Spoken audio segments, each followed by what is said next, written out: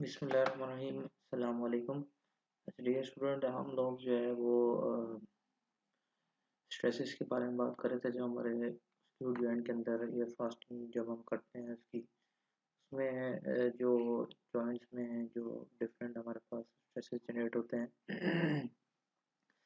तो उसकी हम लास्ट टाइम डिस्कस कर रहे थे। तो उसमें मैंने आपको बताया था कि हमारे पास थ्री टाइप ऑफ जो डिफरेंट स्ट्रेसेस हैं वो जनरेट होते हैं। उसमें हमारे पास सबसे पहले तो जो है वो अ, हमारे पास इसमें हमारे पास initial stresses due to screening of course. मैं बताया था कि जब जैसे मतलब हम एक इनिशियल कुछ स्ट्रेसेस होते हैं जब हम जॉइंट को टाइट कर रहे होते हैं तो उस वक्त जो है ना हमारे पास जनरेट होता है। ठीक है। और इसी तरह हमारे पास stresses due to external forces हैं। एक्सटर्नल फोर्सेस की वजह से जो हमारे पास मतलब जो जॉइंट के बाहर जो फोर्सेस लग रही हैं तो उसकी वजह से जो स्ट्रेसेस हैं वो जनरेट होते हैं। तो वो उसमें जो हमारे पास स्ट्रेसेस को कंसिडर करते हैं। और थर्ड जो हमारे पास जो हमारा पॉइंट ऑफ व्यू है वो है stresses due to the combination of stresses. तो उसमें कॉम्बिनेशन मतलब कि आपके पास दोनों इन चीज़ों का जो स्ट्रेसेस का जो कॉम्बिनेशन है उनकी वजह से जो स्ट्रेसेस जनरेट हो रहे हैं वो लगते हैं। तो उसमें जो है ना आपको उस पर हम उसको कंसिडर कर लेते हैं। ठीक है। तो उसमें सबसे पहले हम जो है ना वो initial stresses due to screening of forces देख लेते हैं। तो इसमें हमने आप लोगों से डिस्कस किया था कि हमारे पास जो इनिशियल स्ट्रेसेस हैं उसमें हमारे पास कुछ कंडीशंस होती हैं। इसमें सबसे पहले जो है ना वो हम लोग डिस्कस की थी कि टेंसाइल स्ट्रेसेस हैं। टेंसाइल स्ट्रेस की वजह से जो जनरेट के जो बोल्ट के अंदर हमारे पास जो स्ट्रेस जनरेट हो रहे हैं वो उसके लिए फिर हमने फॉर्मूला पढ़ा था Pi = 840 × D। और ये एन जो है ना आपके पास उसका जो है ना वो यूनिट आ गया। ठीक है। तो पी आई जो हमारे पास इनिशियल टेंशन थे और ये आपके पास एक 2840 जो है ना एक फिगर आपके पास मैंने बताया था वो हम जो है ना कुछ एक्सपेरिमेंटल डाटा की बेसिस पे हम जो है ना ये फार्मूला जनरेट करते हैं। तो ये हमारे लिए जो फार्मूला है पर्टिकुलर दिस फार्मूला, तो ये फार्मूला आपके लिए वहाँ पे यूज़ होता है जहाँ पे हमने बात की थी कि जहाँ पे फ्लूइड टाइट जहाँ पे जॉइंट हमने लगाना होता है। लाइक हम स्टीम इंजन की बात करते हैं या जो हमारे पास सिलेंडर कवर की जॉइंट्स की बात करते हैं तो वहाँ उस केस में आपको जो है ना लीक प्रूफ जो है ना वो जॉइंट चाहिए होता है। मतलब वहाँ पे आपको लीकेज नहीं चाहिए होती। तो इस केस ऐसे केस में हमें ऑब्वियस सी बात है कि उसको जो है ना वो टाइट ज़्यादा करते हैं जो हमारा स्क्रूड जॉइंट है। तो उसमें जो है ना हमें थोड़ी-सी फ़ोर्स ज़्यादा चाहिए होती है। इस वज़ह से हम जो है ना इसमें 2840 के फिगर को यूज़ करते हैं। और इसी इसी इस पे जो है ना जब हमें इस तरह का नहीं चाहिए होता है तो हमें रिक्वायर्ड नहीं होती फ्लो रेट, जो हम उसके लिए ये फ़ॉर्मूला यूज़ करते हैं 1/4 इसको हम हाफ़ कर लेते हैं। इसी जो हमारे पास टर्म है उसको हम हाफ़ कर लेते हैं तो हमारे पास 1420 × D आपके पास आया था। ठीक है। तो D जो है ना आपके पास nominal diameter of the bolt है।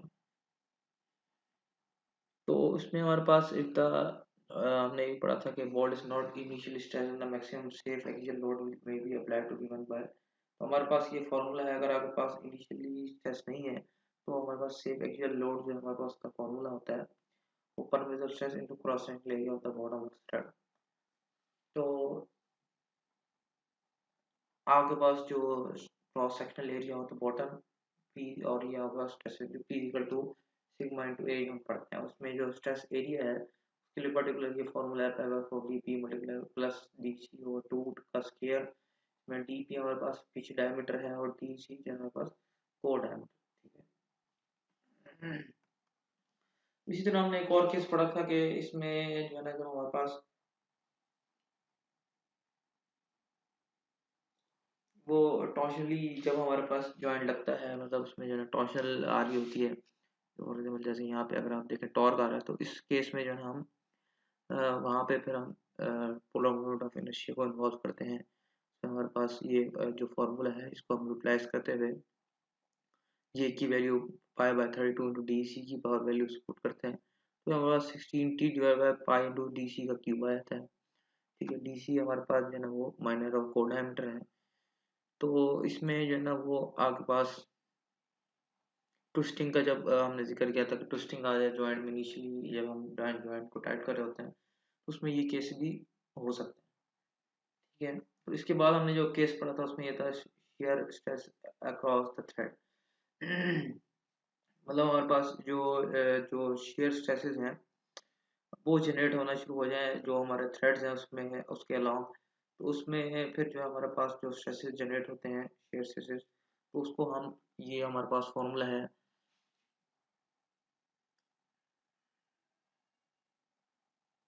अगेन सेम फॉर्मूला है पी बाई ए, जो ए में जो हमारा एरिया जो है वो इसको हम जो है D C multiply by B multiply by N जो है इसको हम इसको वैल्यू ले लेते हैं। और इसी तरह आपके पास जो तो उसके लिए जो हमारे पास ये हमारे पास जो फॉर्मूला है ये अ, इसके लिए गिवन है स्क्रू के लिए, और ये आपके पास सिमिलर फॉर्मूला जो है वो नट के लिए गिवन है। ठीक है, इसको टी एन से हम जो डिनोट करते हैं इसको हम टी एस से डिनोट कर देते हैं। फॉर्मूला आपके पास सेम है। ठीक है, तो यहाँ भी वही pi by D into B into N आपके पास आ गया, इधर भी आपके पास सेम वैल्यूज है। उसके बाद हमने जो एक और लास्ट जो चीज़ डिस्कस की जिसमें हमारे पास कंप्रेशन या क्रशिंग के अलावा जो हमारे पास स्ट्रेसेस आता है, मैंने बताया था कि जो है ना वो हमारे पास जब हम कंप्रेशन को इन्वॉल्व करते हैं तो उसमें पॉसिबिलिटीज होती हैं कि जो जॉइंट है हमारा ये जो थ्रेड्स हैं उसमें थोड़ी सी वो क्रशिंग आ जाए। जैसे मैंने तो क्रशिंग उसको हम फिनोमेना कहते हैं इस मशीन डिजाइन के।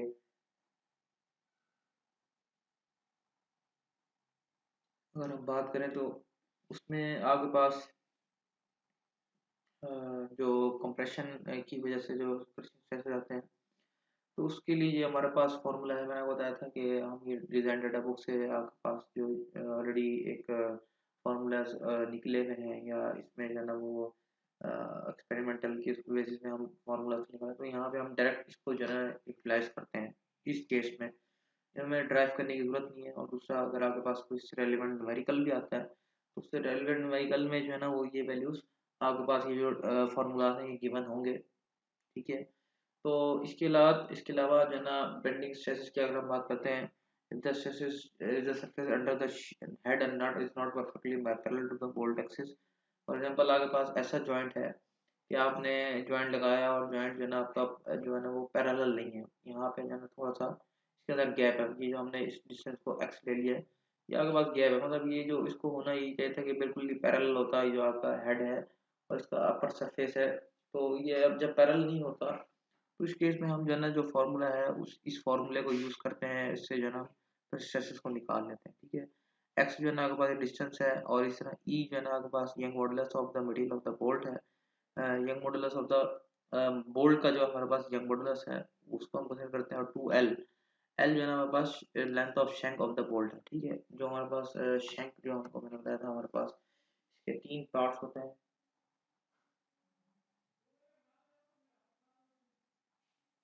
तो उसमें हमारे पास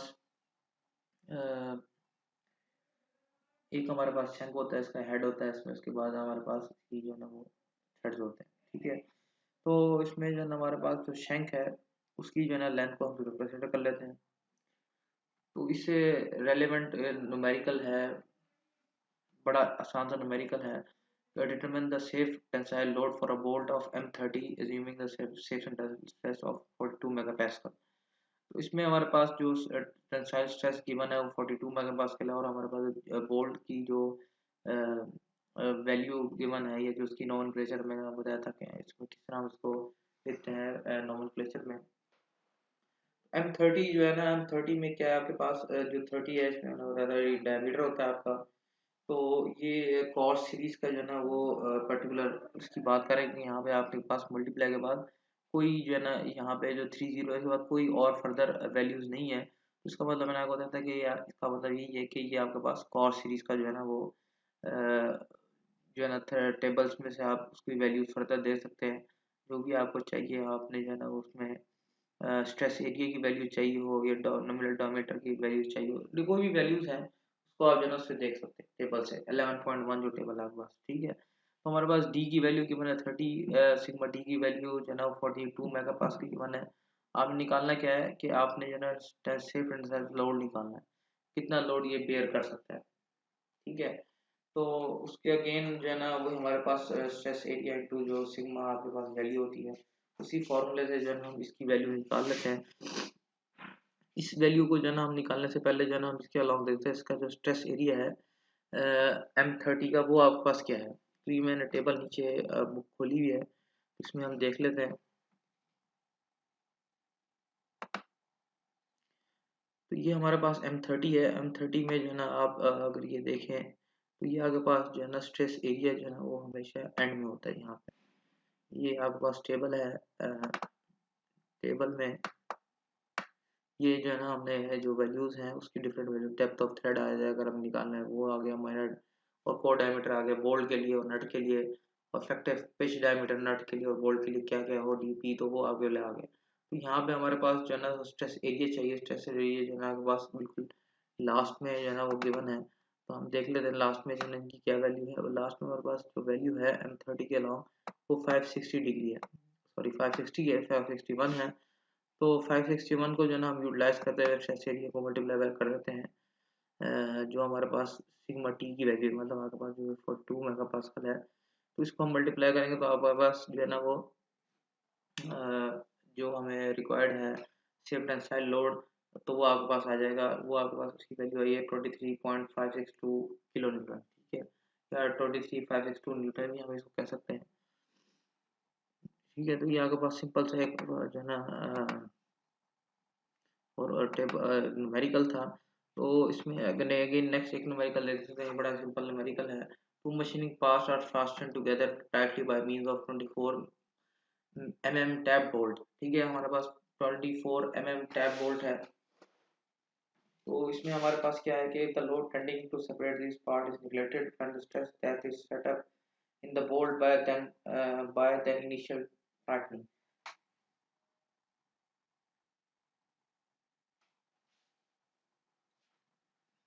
तो हमारे पास डी की वैल्यू 24 गिवन है, और ये ऑब्वियस ही बात है कि इसको जो है ना हमने एज्यूम कर लिया कॉर्ड सीरीज के साथ। तो M24 के अलॉन्ग जो है ना इसकी वैल्यूज देख लेते हैं। हमें यहाँ पे जो है ना डी की वैल्यू रिक्वायर्ड है, ये डी सी की वैल्यू रिक्वायर्ड है। तो यहाँ पे इस फॉर्मूले में डालने के लिए यहाँ पे एक चीज़ जो हमने देखने वाली वो ये है कि इसमें हमारे पास कौन सा फॉर्मूला यूज होगा। हमारे पास एक 2840 इंटू डी था और एक हमारा 420 इंटू डी था।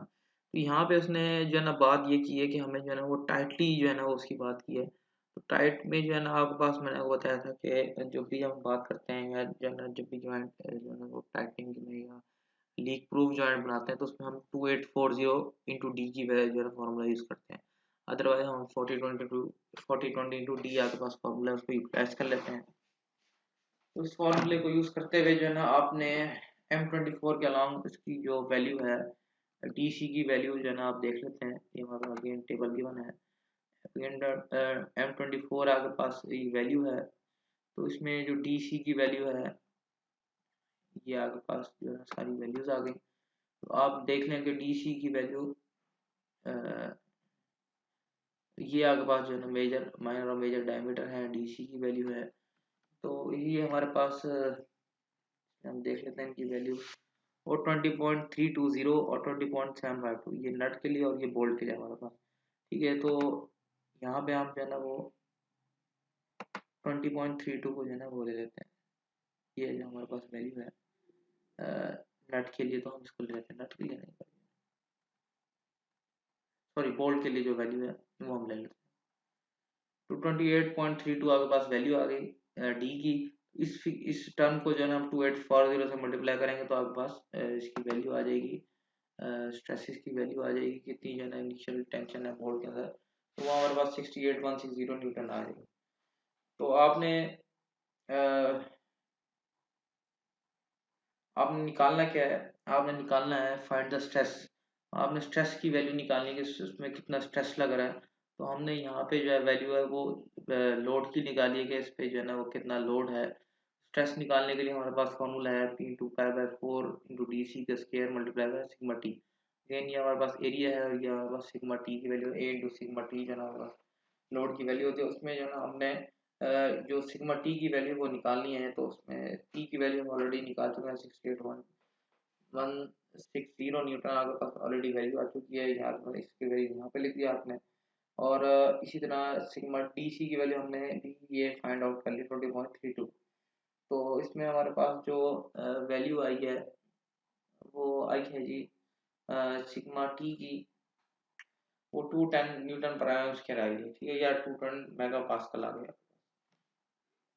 अच्छा, अब नेक्स्ट हम देख लेते हैं stresses due to external forces की। अगर हम बात करें तो मतलब जो एक्सटर्नल फोर्स लग रही है तो उसमें जो है ना जो बोल्ट की फेलियर है वो किस किस तरह जो है ना हम कंसिडर करते हैं, इसको किस तरह एप्लीकेशन को देखा जाता है। तो इसमें हमारे पास सबसे पहला है केस टेंसाइल स्ट्रेस। ठीक है, टेंसाइल स्ट्रेस में आपके पास क्या है,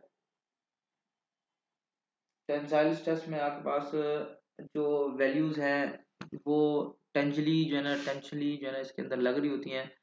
देखिए यहाँ के पास एक जो है ना वो जॉइंट है, इसका आपने एक जॉइंट लगाया, दो आपके पास रॉड्स टाइप्स है उसके आपने जो है ना स्क्रू के साथ जॉइंट लगा दिया। तो ऑब्वियस ही बात है टेंशन जो है वो आपके इसके अलाउंग होगी कि जब आपके पास इस तरफ लोड लग रहा है और आपके पास इस तरफ लोड लग रहा है। और सिमिलरली कंप्रेशन की अगर हम बात करें तो इसके बिल्कुल उलट जो आपके पास होती है वो इसके जो है ना अंदर की तरफ लग रहा है और इसमें भी अंदर की तरफ लग रहा है। तो उसमें आपके पास केस में आपके पास जो लोड है वो नेगेटिव हो जाता है और जो है ना उसमें आपके पास ये इसके जो है ना बिल्कुल टेंसाइल के बिल्कुल उलट ऑपोजिट हो जाता है, जिसमें हम कंप्रेसिव इसको हम कहते हैं। तो हम जो है ना टेंसाइल स्ट्रेसेस भी अगर हम बात करें, हमने जो है ना सिर्फ दो केस यहाँ पे जिक्र करने हैं। एक आपके पास टेंसाइल है, दूसरा आपके पास शेयर है। शेयर में क्या है कि आपके पास लोड एक इस तरफ लग रहा है और इस तरफ लग रहा है, तो यहाँ के पास जॉइंट है वो शेयर ऑफ होगा, मतलब फॉर एग्जाम्पल यहाँ से दरमियान से जो है ना वो फेल होगा, तो थोड़ा पार्ट इधर जाएगा और थोड़ा पार्ट इधर जाएगा। और जो पहला केस है वो हमारे पास टेंसाइल के लिए टेंसाइल लॉन्ग मतलब एक इस तरफ लोड लग रहा है और आपके पास एक इस तरफ लोड लग रहा है, ऑपोजिट जो है ना वो लोड लग रहा है। तो इसके निकालने के लिए जो है ना हमारे पास अगेन वही सेम फॉर्मूला है, P equal to area into sigma T. तो एरिया हमारे पास पाई बाय 4 डी सी का स्क्वायर आ गया, जो आपके पास एक थ्रेड का ये जो उसमें बोर्ड लगा हुआ है, इसका जो है ना वो आपके पास जब भी इसमें लोड लगाते हैं तो इसमें जो है ना आपके पास जो है ना वो पी की वैल्यू आती है, इस तरह हम इसको निकाल लेते हैं। और इसी तरह जो है ना आप अगर आपके पास नंबर ऑफ बोल्ट्स होंगे, नंबर ऑफ बोल्ट मतलब आपके पास ज़्यादा बोल्ट्स लगे हुए हैं, इसी टर्म को जो है ना आप वो नंबर ऑफ बोल्ट से मल्टीप्लाई करें, मतलब मल्टीप्लाई बाय इसको एन कर देते हैं, ठीक है। अच्छा, तो हम बात कर रहे थे कि इसमें आपके पास जो टेंसाइल जो उसमें आपके पास टेंशली जो है ना इसमें अगर फोर्स लगती है उसमें जो है वो स्ट्रेसेस किस तरह हम निकालते हैं, यहाँ के पास के लिए ये फॉर्मूला है। और इसमें एक और जो नोटेबल चीज़ है वो ये है आपके पास कि in case of the stand is notable then the cost thread D C की जो वैल्यू है वो हम फिर 0.84 से डी इंटू टी ले लेते हैं। तो ये आप जो है ना इसमें जो रूट या को डायमीटर से इसकी वैल्यू जो है ना वो जो हमारे पास एक सिंपल डायमीटर आता है उसको मल्टीप्लाई करें 0.84 से, तो आपके पास की फिगर आ सकती है। तो ये आपके पास टेंसाइल का केस है। और दूसरा आपके पास केस है जिसमें जो है ना वो शेयर का केस है। और जो थर्ड में जो है ना हम दोनों को कंबाइन जो है ना देखेंगे, कंबाइन को किस तरह इसकी वैल्यूज निकालनी हमने, तो उसमें जो है ना कुछ एग्जांपल कर लेंगे। तो इसमें हमारे पास sometimes the bolt are used to prevent the relative movement of the two or more parts in case of flange coupling, then the shear is induced in the bolts। ठीक है, तो उसमें आपके पास बात क्या होता है कि हम जो है ना वो रिलेटिव मोशन जो है ना उसके अंदर हमने इसको जो है ना रोकना होता है। जैसे हमारे पास फ्लैंज कपलिंग है या आपके पास जो है ना एक कपलिंग है, तो इस कपलिंग में ये आपके पास कपलिंग आ गई। अगर आप यहाँ देखें यहाँ आपके पास कुछ जॉइंट लगे हुए हैं, तो इसमें होता ये रिलेटिव मोशन, फॉर एग्जांपल यहाँ पे जो है ना एक शेफ्ट है और एक यहाँ पे भी शेफ्ट लगी होती है। तो ये कपलिंग का जो काम होता है वो यही होता है कि इसमें जो है ना वो शेफ्ट का जो एक जॉइंट होता है, मतलब हम जो है ना एक बड़ी सारी जो एक शेफ्ट की जो है ना वो आपकी एक लिमिट होती है, उसके बाद जो है ना आप उस शेफ्ट की जो है ना वो जो लिमिट एक्सीड हो जाए उसके बाद आपको कपलिंग लगानी पड़ती है उसकी जॉइंट के लिए। जितना मतलब उसमें एक जो है ना वो 7 फुट है या 7 मीटर है, तो उससे ज़्यादा जो है ना वो शेफ्ट जो है ना हम बड़ी नहीं बना सकते। तो उससे बड़ी बनाने के लिए अगर आपको ज़रूरत है वहाँ पे, तो फिर आप उसके लिए कपलिंग का यूज़ करते हैं। तो उसमें फॉर एग्जांपल यहाँ पे एक शेफ्ट लगी हुई है, तो इस शेफ्ट को ने जो है ना इसके अंदर रोटेट करना है, ठीक है। तो यहाँ पे जो है ना रोटेट करना है, तो उसमें रिलेटिव मोशन को रोकने की भी उसमें ना ये कुछ हमारे पास स्क्रूड जॉइंट लगे हुए हैं। मतलब ये जो है ना पार्ट इस तरह घूम रहा है और जो आपके पास शाफ्ट है वो दूसरी डायरेक्शन में घूम रही है। तो इसको जो है ना हम जो है ना वो भी जो इसको जो सिंप्लीफाई करते हैं या इसके लिए जो फॉर्मूला निकालते हैं, तो वो भी अगेन वैसे ही सेम है जैसे हम लोगों ने टेंसाइल के लिए निकाला था। तो shear stresses should be avoided as far as possible। तो हम इसको जो है ना कोशिश तो यही करते हैं, इसको जो है ना अवॉइड किया जाए, इतना हमारे पास पॉसिबली जो है ना इसको हम वो रख सकते हैं। तो if it should be noted that when the boards are subjected to direct shearing load, they should be located in such a way that the shearing load comes upon the body, i.e. on shank of the board, not upon the thread board। तो इसमें ये एक बड़ी अहम चीज़ है कि आपके पास जो जब भी हम जो है ना वो करते हैं, बात करते हैं डायरेक्ट शीयर लोड की, तो आप इसको इस तरह जो है डिज़ाइन करते हैं कि आपके पास जो पार्ट है उसका थ्रेड पोर्शन का, वो थ्रेड पोर्शन जो है ना वो आपके पास जो है ना वो कोशिश करनी चाहिए नीचे चला जाए, कि वो जो है ना इस उसमें ना आए, क्योंकि वो जैसी बात है वो थ्रेड पोर्शन जो है ना उसका सबसे वीक पोर्शन होता है। तो हम कोशिश करते हैं कि इसका जो आपके पास शैंक ऑफ द बोल्ट होता है, शैंक जो होता है जो थ्रेडेड के ऊपर जो पार्ट होता है और हेड के नीचे वाला पार्ट होता है, तो इसमें आपका जो है ना वो जॉइंट जो है ना वो उसमें जो लोड है वो ज़्यादा मैक्सिमम उसी पे है, ठीक है। When a number of bolt use the same load the finish bolt should be fitted in the rimmed hole. तो हम यही करते हैं कि जब आपके पास जो एक जॉइंट में जो है ना लगाने के लिए इसके लिए एक होल करके उसको जॉइंट को लगाते हैं। तो अगर हम जो है इसका फॉर्मूला निकालें, फॉर्मूला अगेन इसका सेम है जैसे हमने जो है ना वो टेंसाइल के लिए निकाला था। तो हम के पास जो फॉर्मूला है P equal to pi by 4 into E square into T tau sorry और इंटू एन आ गया, एन नंबर ऑफ बोल्ट आ गया आपके पास।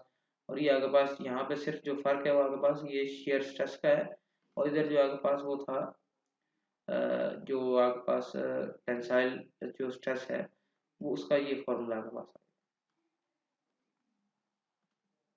तो इस कंबाइन में क्या करते हैं, कंबाइन में आपके पास क्या है कि टेंशन जो है ना वो आपके पास टेंशन और जो है ना शियर दोनों एक साथ लग रहे होते हैं, और दोनों की जो इफेक्ट है वो उस पर साथ लग रहा है। तो उस केस में जो है ना फिर हम जो है ना वो फार्मूला यूज करते हैं। अगेन जो मैंने आपको बताया कि फार्मूलाज जो है ना कुछ हमारे पास फार्मूलाज हैं, वो ऑलरेडी इसमें वैल्यूज गिवन होती हैं।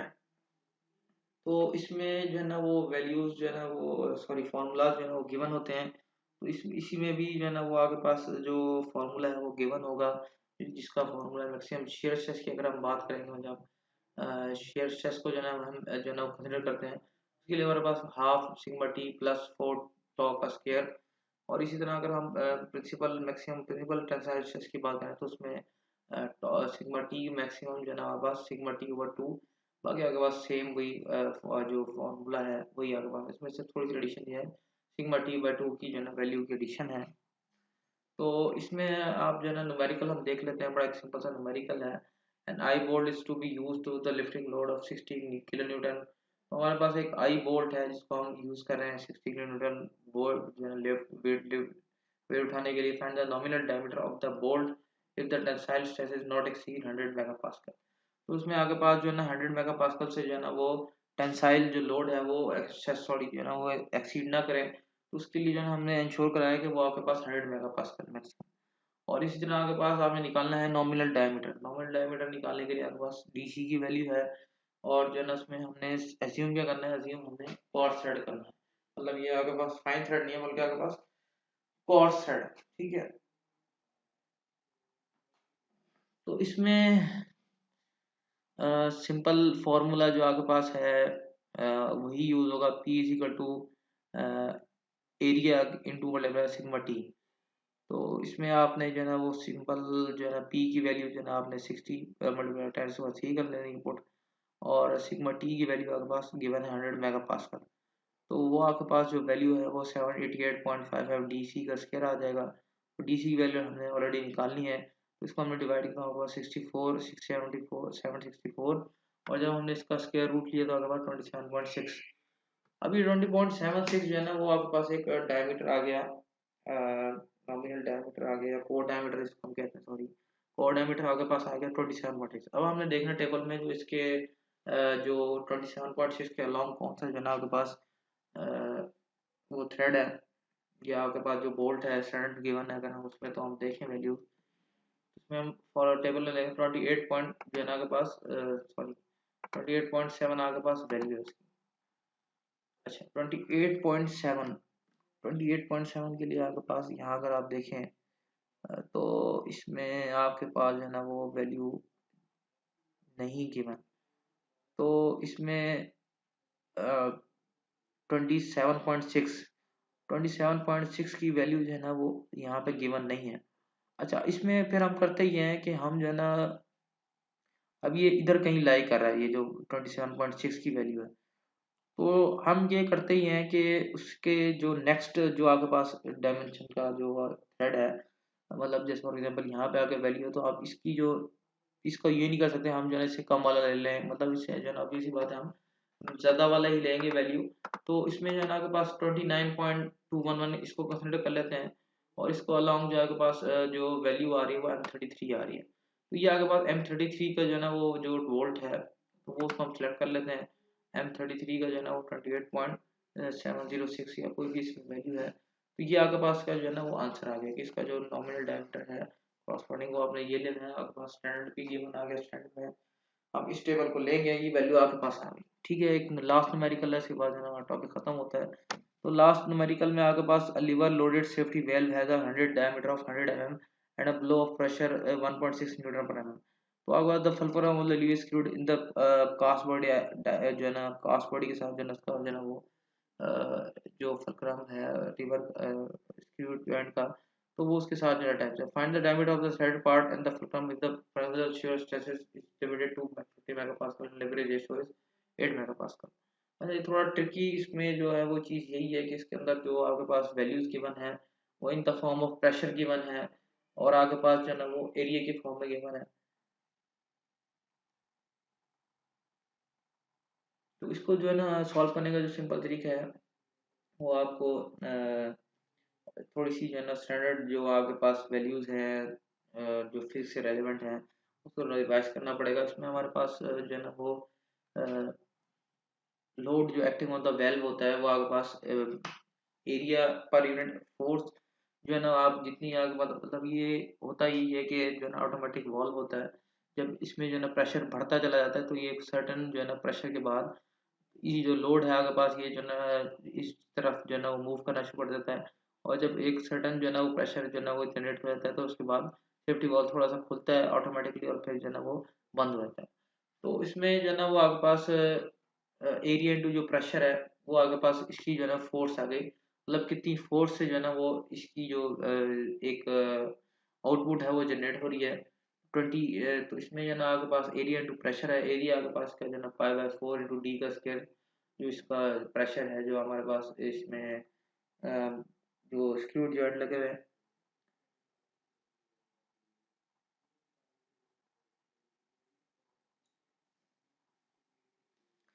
तो इसमें जो है ना आप इसकी एफ की वैल्यू निकाल लेते हैं जो आपके पास आती है 12,568 न्यूटन आ गया आपके पास, और फिर इसमें जो है ना लिवरेज रेशियो को यूज़ करते हुए जो है ना हम इसमें जो है ना इसको डिवाइड कर देंगे, जो हमारे पास रेशियो है उसमें जो है ना आपके पास जो है ना लोड एक्टिंग जो है ना वो आपके पास एट द एंड आ जाएगा, मतलब इस लीवर के एंड पे, क्योंकि रेशियो 8 है, मतलब यहाँ पे अगर होता थोड़ा पहले तो इसकी रेशियो 7 होती, तो यहाँ हम इसको 7 से डिवाइड करते, लेकिन ये बिल्कुल एंड की बात कर रहा है तो यहाँ पे एंड पे जाके इसकी वैल्यू जो है ना वो 8 है, तो हम उसको डिवाइड कर देते तो हमारे पास जो वैल्यू आती है वो 1571 न्यूटन आ जाती है डब्ल्यू की वैल्यू। अब जो लोड ऑन फुलक्रम है, जो टोटल लोड लग रहा है वो कितना है, वो आपके पास जो फोर्स और जो इसमें जो फोर्स है, सॉरी ये जो आपके पास टोटल जो हो रहा था लोड वो, और उसमें से जब हम माइनस कर रहे हैं जो एंड पे जो एक लोड लग रहा है लेवर पे, जो रेशियो की वजह से जो इसके एंड ऑफ द लेवर है वो उसको निकाल लेते हैं, तो उसके पास में आपके पास लोड आ जाएगा, मतलब फुलक्रम पे कितना लोड लग रहा है। तो उस फुलक्रम पे लोड कितना लग रहा है आपके पास 10,997 न्यूटन आ गया, और इसमें जो है ना वो अगेन पी की वैल्यू आप ले लेते हैं, P is equal to pi by 4 D C का स्क्वायर टू सिग्मा टी। यहाँ के पास पी आपने ऑलरेडी निकाल लिया 10,997, और पाई बाय 4 जो है ना डी सी की वैल्यू आपने निकालनी है, सिग्मा टी जो है ना आपके पास पी गिवन है, तो फिर सिग्मा टी जो है ना आपके पास इसकी वैल्यू गिवन है 50 मेगा पास्कल, इसको पुट किया तो हमने डी सी की वैल्यू उधर ले गए दूसरी तरफ, इसमें डीसी की वैल्यू जो है ना आपके पास आ गई 280, ये जो है ना आपके पास वैल्यू आ गई। तो 280 जो है ना आपने यहाँ पे देखना ये है कि इसमें जो 280 की वैल्यू है वो कहाँ लाया करती है टेबल में अब यहाँ पे जो है ना थोड़ा सा ये देखना कि यहाँ पे चूंकि आपने बात की है टाइट जो है ना वहाँ पे, क्योंकि यहाँ पे जो है ना प्रेशर इन्वॉल्व है, यहाँ पे जो है लिक्विड का वो इन्वॉल्व है, तो यहाँ पे हम फाइन सीरीज थ्रेड यूज़ करेंगे। ठीक है, तो फाइन सीरीज थ्रेड आप यूज़ करेंगे तो आप देखना ये है जो आपके पास वैल्यू क्या है, इसमें आपके पास वैल्यू आपके पास है डीसी की 280। ठीक है, तो 280 की जो वैल्यू है वो आपके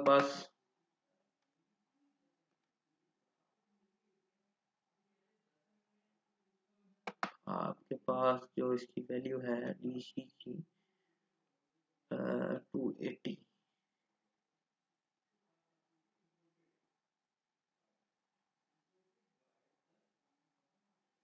और ये 280 तो नहीं है यहाँ पे, इधर हमने इसका जो है अंडर रूट नहीं लिया हुआ। अंडर रूट लेने के बाद उसकी वैल्यू आती है, वेट मैं इसको जरा देख लेता हूँ।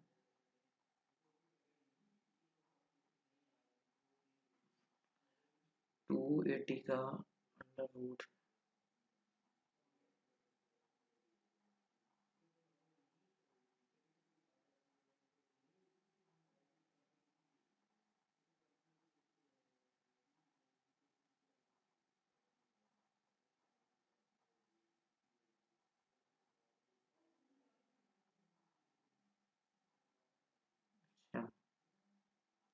यहाँ पे एक मिनट कंफ्यूजन है, मैं इसको जरा देख लूँ। हाँ जी, तो इसमें जो है ना वो आपके पास यहाँ पे जो है ना जब हम 280 का अंडर रूट लेते हैं तो इसमें हमारे पास 16.733 की जो है ना वैल्यू आती है। तो 16.33 जो अगेन 733 जो है ना वो आपके पास टेबल में अवेलेबल नहीं है। तो इसमें जो है ना 16 पॉइंट यहाँ पे आगे पास समथिंग लैग कर रही है वैल्यू 733। तो आपको मैंने बताया था कि हम उससे अगला जो आपके पास वैल्यू होती है उसको हम कंसीडर कर लेते हैं, जो स्टैंडर्ड आपके पास है उसको हम लेते हैं 18.376 आपके पास स्टैंडर्ड है। तो हम इस वैल्यू को लेते हैं, उसके अलॉन्ग जो आपके पास जो थ्रेड है उसमें M20 मल्टीप्लाई बाय 1.5 को जो है ना हम यूज़ करेंगे। ठीक है, तो ये आपके पास M20 मल्टीप्लाई बाय 1.5 18.376 आपके पास वैल्यू आ गई। ठीक है, तो ये आपके पास जो है न्यूमेरिकल्स आ गए। तो इसमें जो है ना वो आप लोगों ने इस यहाँ तक जो है ना आपने इसको कवर करना है। और उसके बाद जो है ना थोड़ी सी इंटरेस्टिंग इन्फॉर्मेशन वो मैं आपको देता हूँ।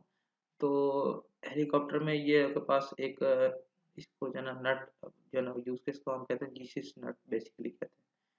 तो ये जो है ना आपके पास जो इसकी जो है ना वो सारा जो है ना वो इसको जो है ना वो इसको हम जो है जीसीस नट इसको हम कहते हैं। तो ये आपके पास जो है ना बेसिकली क्या है कि इस नट के ऊपर जो है ना सारे जो पंखे हैं इसकी वो सारा इसी पे डिपेंड कर रहा होता है। ठीक है, तो अगर ये आपके पास जो है नट है अगर वो अगर इसका डैमेज हो जाए टूट जाए तो ऑब्वियस सी बात है जो जो हेलीकॉप्टर अगर हवा में उड़ रहा है तो वो आपके पास जो है ना वो क्रश कर जाएगा। और जो है इसमें जो है ना वो आपके पास अगर कोई बंदे बैठे तो ऑब्वियस सी बात है उसमें कैजुअलिटीज के होने के चांसेस है। तो इस वजह से जो है ना इसको थोड़ा सा जो है ना वो जीसस नट के नाम से इसको कहते हैं कि ये जो है ना एक बड़ा एक अहम जो है ना इसका किरदार है। तो ये जो है ना इसके अंदर क्रैशिंग होने के जो है चांसेस होते हैं, इसकी वजह से जो है ना बहुत ज़्यादा आपके पास किसी भी जो है ना हम उसकी बात करते हैं हेलीकॉप्टर की।